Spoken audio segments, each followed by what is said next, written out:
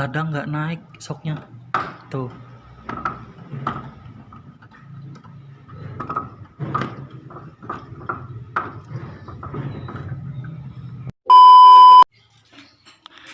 Udah harus ganti.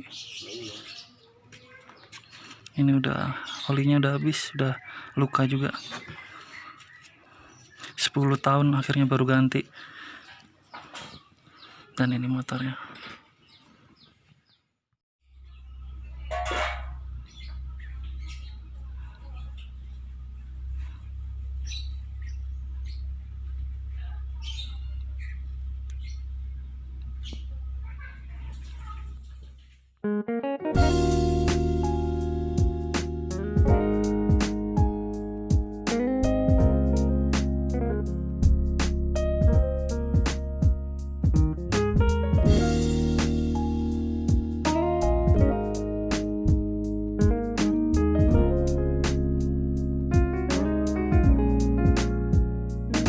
Shock ori asli Yamaha 285 nih, bukan abal-abal.